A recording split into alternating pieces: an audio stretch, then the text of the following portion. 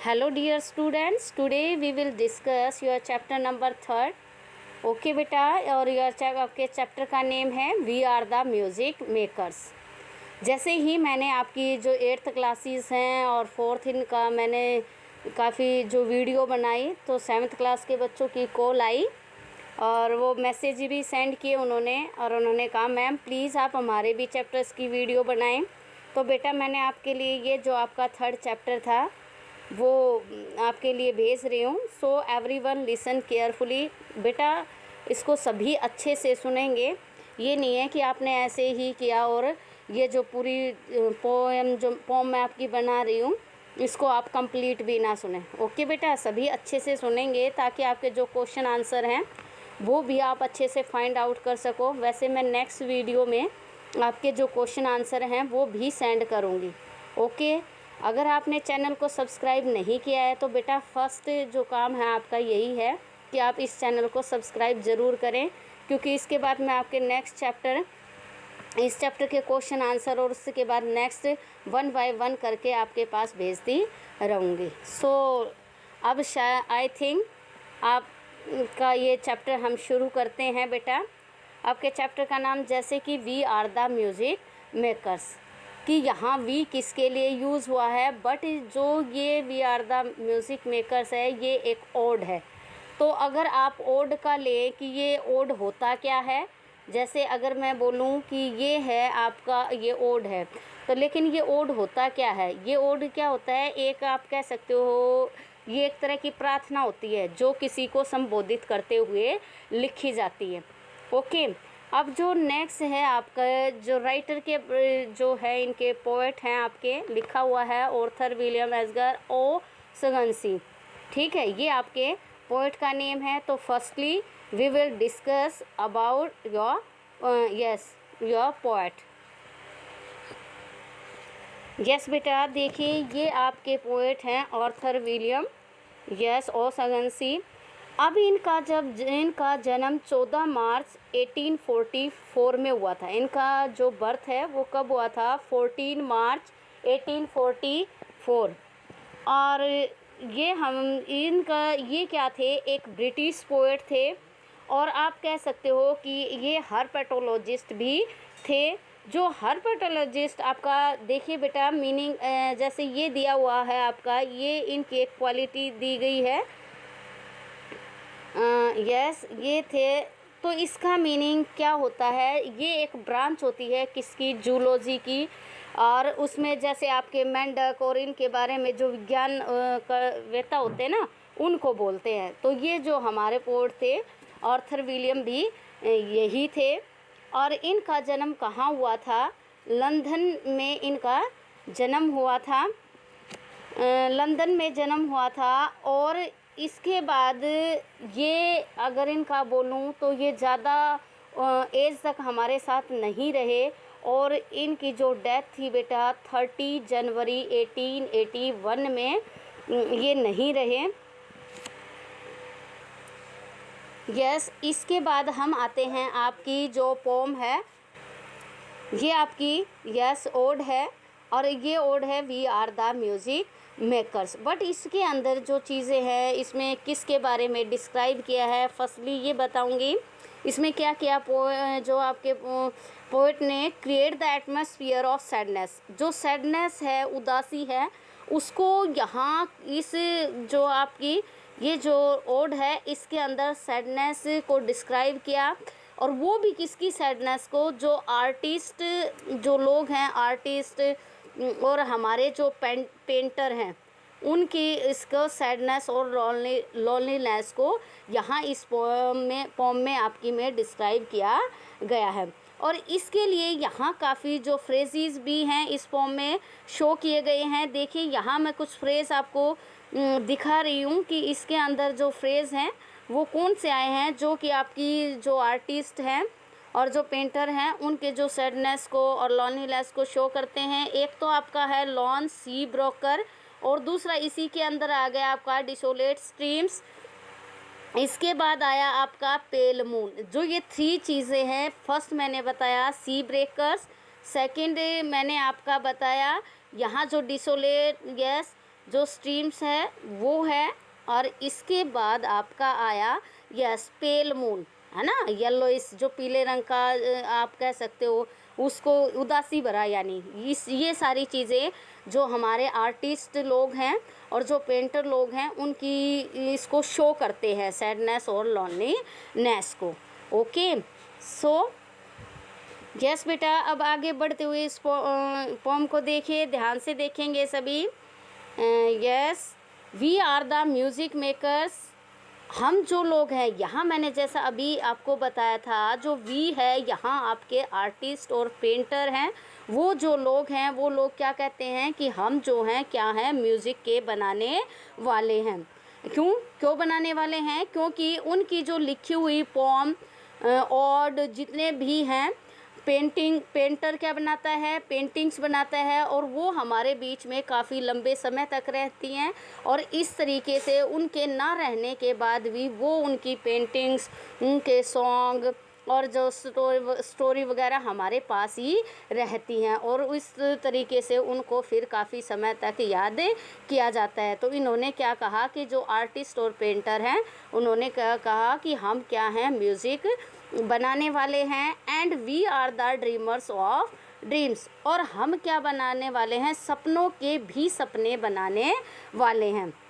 Wandering while lawn सी breakers, और वो क्या चीज़ बोलते हैं कि हम जो हैं, यस, उन्होंने क्या कहा था कि सपनों के सपने भी वो देखने वाले हैं, और उसके बाद उन्होंने क्या कहा कि हम जो लोग हैं जो बड़ी और तन्हा सी लहरों के पास भटकने वाले हैं। वॉन्डरिंग मीन यहाँ घूमना नहीं है, यहाँ आप क्या बोलोगे, भटकने वाले हैं। कौन सी? तन्हा। ये जो आपका है ये जो है डिसोलेट, वो किसको शो करता है? लॉनलीनेस को शो करता है। तो वो उसने क्या कहा कि बड़ी और तन्हा एंड सीटिंग बाय स्ट्रीम्स, जो बड़ी और तन्हा सी लहरों के पास हम जो हैं, हम लोग जो आर्टिस्ट और पेंटर क्या है, भटकने वाले हैं। World loser and world forsakers, yes, यानी सुनसान जो थी, दुनिया से हारे हुए। यस, वर्ल्ड लूजर, यहाँ क्या है, वर्ल्ड लूजर का मतलब दुनिया से हारे हुए, एंड वर्ल्ड फोरसेकर्स, और दुनिया को त्यागने वाले हम जो लोग हैं। On whom the pale moon gleams, तो जो जिन पर क्या है, पीला चांद चमकता है, यानी पीला चांद का मतलब जो हम पर हमेशा उदासी और अकेलापन छाया रहता है।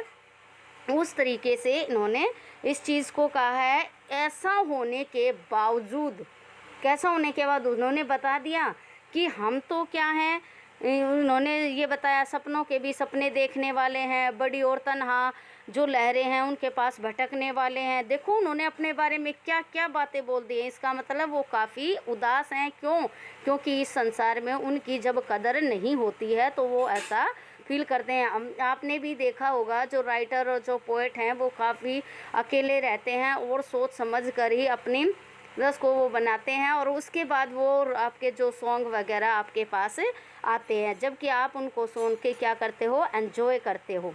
लेकिन उन्होंने क्या कहा, फिर उन्होंने कहा कि वर्ल्ड लूजर्स की हम तो क्या हैं, इस दुनिया से हारे हुए हैं और दुनिया को त्यागने वाले हैं, और जिन पर क्या है, हम लोगों पर यहाँ पीला चांद चमकने का मतलब है कि हम पर हमेशा जो है उदासी छाई रहती है।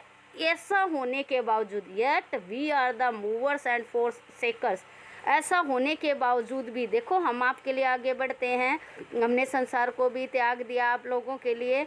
Of the world for ever it seems, जो दुनिया का हम ही क्या है, दुनिया का जो इतिहास है हम ही वो बदलने वाले हैं। और ऐसे उन्होंने कहा कि ऐसा चाहे कुछ भी हो जाए, लेकिन हम जो आर्टिस्ट और जो पेंटर्स हैं वो ही इस संसार कैसे बदलते हैं वो, क्योंकि वो क्या करते हैं, किसी भी जो एम्पायर जो हमारा राज्य होता है उसके बारे में जैसी स्थिति होती है किसी शहर की, है ना, किसी सिटी की, किसी किंगडम की, या किसी भी उसकी कंट्री की, तो वो स्थिति को जो सिंगर हैं, जो पेंटर हैं, जो आर्टिस्ट हैं, वो अपनी कला में उसको तराशते रहते हैं, और इस तरीके से वो हमारे लिए ये सारी चीज़ें करते हैं। यस बेटा, नेक्स्ट पैराग्राफ आपका देखिए, ये है विद वंडरफुल डेथलेस। डेथलेस का मतलब क्या होता है? यस, अमर, है ना, जो कभी मरता नहीं है। डेटिस डीटी, है ना, डीटी अगर आप बोलें DITTY, इस डीटी का मतलब होता है क्या? छोटे गीत, छोटा गीत, है ना, जो छोटा गीत होता है। यस, ये क्या है? छोटा गीत। बट डीटीज़ का मतलब क्या हो जाएंगे? छोटे गीत। उसने क्या कहा कि जो अद्भुत, जो अमर गानों के साथ, उसने कही जो विद वंडरफुल डेथलेस डीटीज़, अद्भुत अमर गानों के साथ हम जो लोग हैं, we build up the world great cities, हम इस संसार की जो अद्भुत और बड़े से बड़े शहरों का निर्माण करते हैं। And out of a fabulous story we fashion an empire glory, और हम जो लोग हैं क्या और भी काम करते हैं, और एक शानदार सी कहानी लिख के, क्या कहा? और हम एक शानदार सी कहानी लिख के हम एक साम्राज्य की महिमा को निखार देते हैं। क्या? कि क्योंकि उस साम्राज्य के बारे में जब कोई पोएट अच्छी अच्छी बातें लिखता है, अच्छी अच्छी कहानी बताता है, उसकी अच्छी बातें, उसके अच्छे विचार अपने पोएट और स्टोरी में लेके आता है, पोएम और उसमें, तो इस तरीके से वो क्या करता है? उसकी महिमा में और चार चांद लगा देता है। वन मैन, एक आदमी, विद अ ड्रीम, अपने सपने के साथ, एक आदमी अपने सपने, वन मैन, एक आदमी, विद अ ड्रीम, अपने सपने के साथ, एट प्लेजर्स, और शैल गो फॉर एंड कनकर। इसमें क्या कहा? ध्यान से सुनिए, इसमें एक आप शिक्षा का भी आप ले सकते हैं कि एक आदमी जो अपने सपनों के साथ, और जो एट प्लेजर आप कह सकते हो, वैसे खुशी होता है, लेकिन यहाँ आप विश्वास और उससे ले सकते हैं कि एक आदमी, ऐसा आदमी जिसके अपने सपने हैं और उसके पास क्या है? भरोसा भी है, यानी उनको सच कर गुजरने की उनके अंदर क्या है? हिम्मत भी है। तो वही लोग जो है क्या हैं? मुकुट को जीतने वाले और आगे बढ़ने वाले होते हैं। एंड 3, और जो 3 लोग हैं, with a new songs measure, जो 3 सॉन्ग्स को मिलाकर can trample an empire down. अब ऐसा भी हो सकता है कि जैसे एक जो आदमी है वो अपने सपनों पर विश्वास करके और भरोसा करके उनको अपने सपनों को साकार करके आगे बढ़ सकता है, मुकुट को जीत सकता है, उसी तरीके से जो 3 आदमी हैं वो अपने सॉन्ग को मिलाकर, और एक यहाँ ट्रैम्पल का मतलब क्रैश कर देना, रोंद देना किसी चीज़ को, तो वो किसी जो एम्पायर को, किसी राज्य को, किसी शासन को रोंद भी सकते हैं। कहने का मतलब हुआ कि जो ये सारी क्वालिटी हैं वो किसके अंदर होती हैं? आर्टिस्ट और पेंटर के अंदर ही होती हैं। क्योंकि जो एक पेंटर, जो मान लीजिए एक पेंटर है, उसने किसी उसमें अच्छी सी फ़ोटो और किसी राजा की या जो क्वीन है उसकी बनाई, तो हमें शो करेगा, और एक मान लीजिए वहाँ की जनता की बुरी दशा शो की, तो जब हम इन फ्यूचर जो आने वाली न्यू जनरेशन है जब उनको देखेगी तो इससे शो होगा कि जो पीछे वाली जो थी वो कैसा शहर था, कैसी क्या चीज़ें थी, कैसे जो राजा था, कैसा प्रशासन था, कैसी जनता थी। तो इन्हीं चीज़ों से, सॉन्ग और उनसे ही हमें अपने इतिहास का पता लगता है। तो वो यही चीज़ कह रहे हैं कि एक जो आर्टिस्ट और पेंटर चाहे तो एक राज्य को बना भी सकता है, और दूसरा अगर वो चाहे तो उसको नीचे रोंद भी सकता है। अब नेक्स्ट इसमें देखिए आप,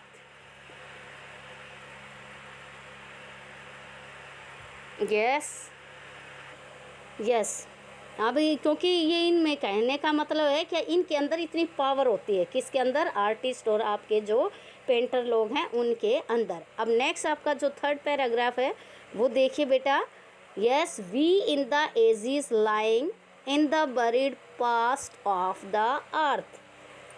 अब एक ऐसी स्थिति का यहाँ वर्णन किया जा रहा है जिसमें जो कुर लोग क्या करते हैं?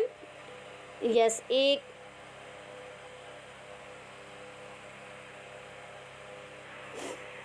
यस बेटा, हम इसमें क्या कहा? We are in the ages lying in the buried past of the earth, कि हम वो लोग हैं जो इस दुनिया के दबे हुए अतीत में हम रहते हैं। बरीड मीन दबा हुआ, पास्ट आपका जो भूतकाल जो अतीत है वो दबा हुआ रहता है, युगों युगों से हम याद किए जाने वाले लोग हैं।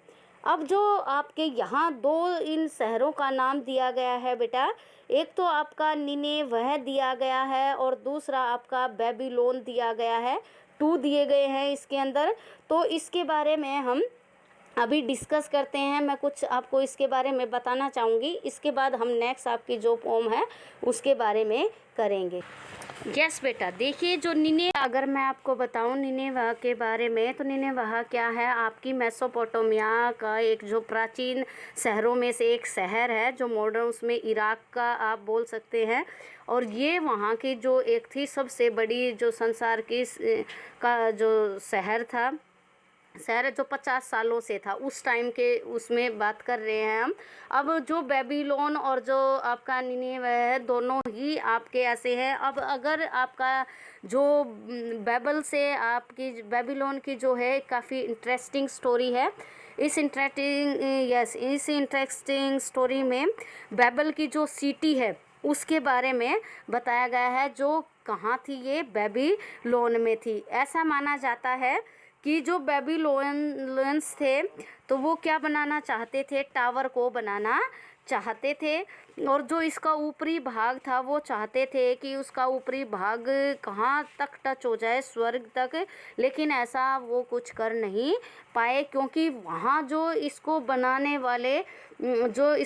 वाले जो लोग थे वो क्या थे, अलग अलग जो डिफरेंट लैंग्वेजेस के लोग थे। वो आपस में जब भी बोलते थे तो एक दूसरे की भाषा को वो समझ नहीं पाते थे।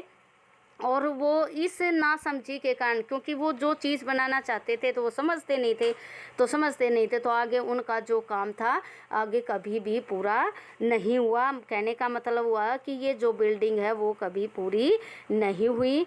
इस तरीके से जो आपके ये देखिए, ये निनेवा और बेबीलोन के जो शहर हैं ये दिखाए गए हैं। ऐसी जो सिटी थी आपकी, दोनों में ही थे। लेकिन यहाँ पर जो कुछ कहा है वो क्या कहा है कि जो निनेवा की जो पोम, उसका कहाँ जिक्र किया कि उन्होंने इसको कहाँ बनाया, कि बड़े ही दुख और इसके साथ बनाया गया था इस शहर को। जो निनेवा के आपके जो शहर थे उसको बड़े दुख के साथ बनाया गया था। क्योंकि यहाँ जब उनकी जो आर्टिस्ट और जो पेंटर थे उनकी कोई कदर नहीं थी, इसलिए वो यहाँ पोएट ने आपको क्या कहा कि उन्होंने बड़े कष्ट और दुखों के और जो दुखों से इसको बनाया है। लेकिन दूसरी तरफ उन्होंने किसको बनाया कि जो बेबीलोन की थी, उन्होंने बड़े हंसते हुए और बड़े खुश मिजाज उससे इस बेबीलोन को बनाया गया। क्योंकि यहाँ जो पोएट और आपके जो पेंटर और जो कलाकार आर्टिस्ट जो लोग थे उनकी बड़ी इज्जत की जाती थी, उनकी बड़ी कदर की जाती थी। इस तरीके से तो इन दोनों चीज़ों में इसको शो किया गया है। ओके यस, अब देखिए आपको अभी मैंने निनेवा और बेबीलोन के बारे में कंप्लीट आपको बताया। बट अब नेक्स्ट है जो आपका, देखिए अब पोएम करते हैं। We in the ages lying in the buried past of the earth. हम वो लोग हैं जो इस दुनिया में दबे हुए अतीत में रहते हैं और युगों युगों तक हमें याद किया जाता है। हमें ही वही लोग हैं जिनको याद किया जाता है। प्राचीन शहर जो निनेवा की अगर बात आए तो वो कहते हैं कि यस, हमने उनको आहें भरते हुए इस जो निनेवा शहर की रचना की थी। हम ही वो लोग हैं जिन्होंने, और जो बेबीलोन के बारे में उन्होंने क्या कहा कि हम ही वो लोग हैं जिन्होंने बड़ी खुशी से बेबल की रचना की। यहाँ कहने का मतलब कि जो लोगों के मन में, इसके बाद है next, and over through them with profession. उन्होंने क्या कहा कि हमने उन पुरानी विचारधाराओं को उखाड़ फेंका जो कि उन लोगों के बीच में थी, उनके मनों में थी। To the old of the new world birth, और हमने एक नए संसार का कि हमने नए संसार की रचना की। यहाँ न्यू वर्ल्ड आप ऐसे मान सकते हो, आपका अमेरिका जैसे बड़े वो। For each age is a dream that is dying और one that is coming to birth. Yes, अब इसकी बिल्कुल ही सिंपल सी भाषा है। हर एक युग एक सपना है। फॉर ईच एज, हर एक युग एक सपना है जो कि या तो क्या कर रहा है, मर रहा है, दैट इज़ डाइंग, या तो मर रहा है और one that is coming to birth, या फिर वो अगला मतलब जन्म लेने जा रहा है। तो इस तरीके से आपकी ये जो पोम है वो कंप्लीट होती है। तो इस पूरी उसमें ओनली आर्टिस्ट और जो पेंटर लोग हैं उनके बारे में ही बताया गया है। अगर उनकी अच्छे से कदर होती है तो वो अच्छे से हंसी खुशी से अपनी जो पोएम सॉन्ग में ये चीज़ें आएंगी, बट अगर उनकी जहाँ कदर नहीं होती है तो इस तरीके से वो करते हैं। बाकी इसकी जो थीम है बेटा काफ़ी गहरी है। वैसे अगर पूरा इसमें टोटल लिया जाए तो 9 स्टैंजा हैं, बट आपके सिलेबस में टोटल कितने स्टैंजा हैं, यहाँ जो टोटल स्टैंजा हैं इसकी अगर we are the music maker का पूरा लिया जाए तो 9 है, बट यहाँ जो आपके सिलेबस में ओनली कितना लिए गए हैं स्टैंजा, ओनली 3 स्टैंजाज को ही सिलेबस में शामिल किया गया है। सो ओके एवरीवन, थैंक्स और प्लीज़ सब्सक्राइब माय चैनल।